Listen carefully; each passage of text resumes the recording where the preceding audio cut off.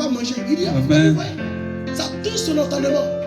Quand il dit, Seigneur, c'est vrai, je suis un pécheur. Mais tu me fais cette grâce parce que tu as trouvé en moi un bon éthique. Vous voyez, il y a des paroles qui le touchent. Quand il dit, Seigneur, si toi tu dis, oui, aujourd'hui ma vie s'arrête, tu dis, non, ma vie continue. Car ma vie dépend de toi. C'est-à-dire, tu lui montres qu'il a de l'importance sur toi. Il a de la valeur sur toi. Donc, ce sont les paroles qui poussent Dieu à agir dans ta vie. Donc, ce sont ta manière d'adorer, ta manière de lui dire. Même parfois, tu prends des actes fâcheuses devant l'Éternel. Mais lorsque tu te mets à genoux et puis tu dis, Seigneur, c'est vrai, j'ai commis ça. Mais Père, c'est pas comme ça que tu vas me maudire. C'est pas comme ça que tu vas me maudire. Mais si tu me maudis, Seigneur, le diable va avoir raison sur toi. Il dira que c'est pour me maudire que tu m'as fait venir dans ce monde. Vous voyez, quand tu touches le cœur de Dieu comme ça, Dieu en même temps, ça rappelle sa conscience. C'est la même chose que pour Moïse. La vie que lorsque Dieu a dit à Moïse, frapper le peuple d'Israël, Dieu est en colère. Moïse a dit, si tu l'as détruit, le pharaon dira que c'est pour les détruire qu'il les fait sortir. Donc directement, les paroles de Moïse ont ramené Dieu dans sa conscience logique. Pour dire, effectivement, ce petit bonhomme a raison. Donc ma colère va être épargnée. Vous voyez? Donc lorsque Dieu peut prévoir de bénir dans 3 ans, Dieu peut dire, toi, je te bénis dans 5 ans. Mais à cause de ta manière d'adorer là, ta manière de parler là, tu vas dire, lui là, j'ai l'impression que si je le bénis aujourd'hui là, il va plus me donner une adoration meilleure. Donc pourquoi ne pas lui bénir pour qu'il me donne des adorations que je vais entendre? Parce que la Bible nous dit, Dieu étant au ciel, nous sur la terre, il veut que nous l'adorons en esprit et en vérité. C'est dans la manière d'adorer Dieu que Dieu se lève sur son trône et puis il dit, l'ange Gabriel, allez-y voir dans le pays de la Côte d'Ivoire, précisément dans l'église en mission évangélique la Sainte Lumière. Il y a un homme là-bas, il y a une femme là-bas, je ne sais pas, mais elle a des paroles mélodieuses qui m'empêchent de fermer les yeux. Mais allez-y voir quel est son problème et ramenez à moi sa demande. Je dois valider ce qu'il ou elle a besoin parce qu'elle a su me parler, elle a su me demander, elle a su me parler. Moi l'Éternel, je réside dans l'adoration, je réside dans la louange. Lorsqu'elle est en train de me louer, le ciel tremble. Lorsqu'elle est en train de m'adorer, la terre commence à trembler. Parce que Dieu aime qu'on l'adore. Il aime qu'on le loue. Arrête de prier 24 heures, mais lève-toi dans l'adoration.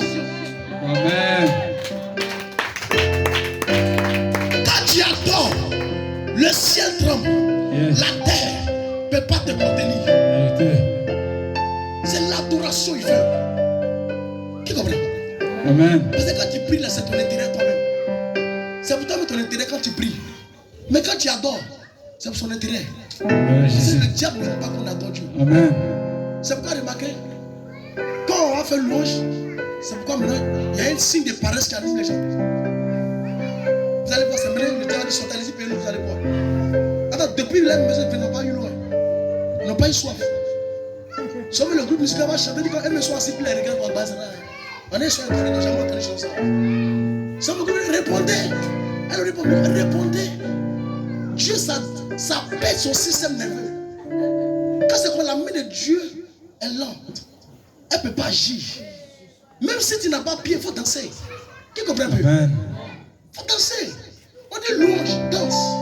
Il faut danser. Qui comprend? Amen. Si tu ne te réjouis pas dans la louange, dans l'adoration, je t'assure, ce n'est pas la peine. Parce qu'il y a des gens qui pensent qu'en louant Dieu, ou soit en adorant Dieu, c'est un perdant. Non, ces personnes qui ont ces pensées-là, eux-mêmes les perdent à l'église. Mais tu vas faire 20 ans à l'église, ta situation serait toujours la même chose. Tant que tu n'as pas changé ta manière d'adorer Dieu, ta situation serait toujours la même chose.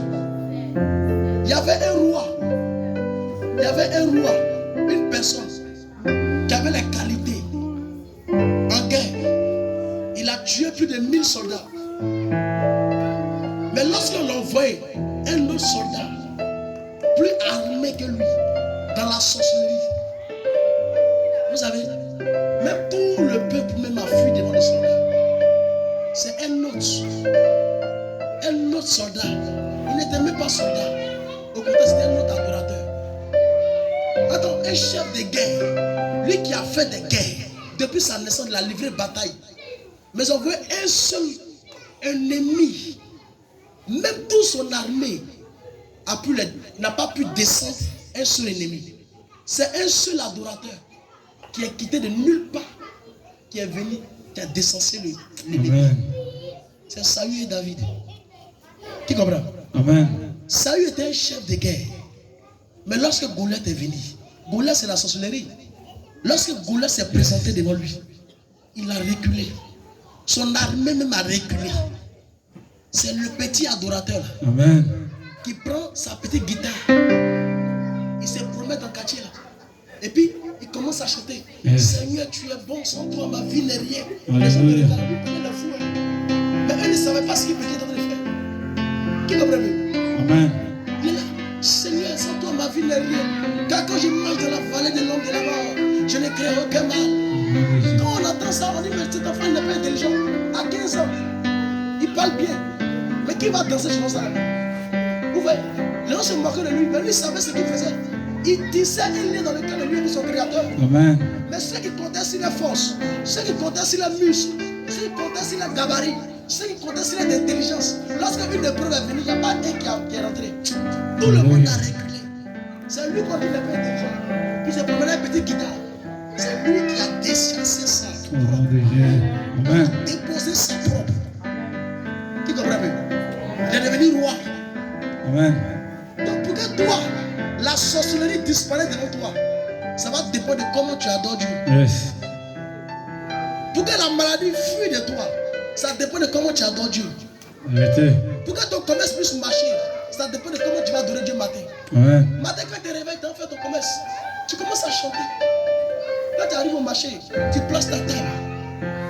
Tu ne calcules pas les gens. Commence à adorer Dieu. Tu es digne d'être loué. Amen. Tu es digne d'être célébré. Alléluia. Tu commences à adorer Dieu.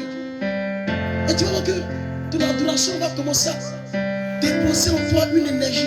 Amen. Et cette énergie-là va commencer à attirer les clients comme ça. Qui comprend? Moi, je me rappelle au moment quand je vendais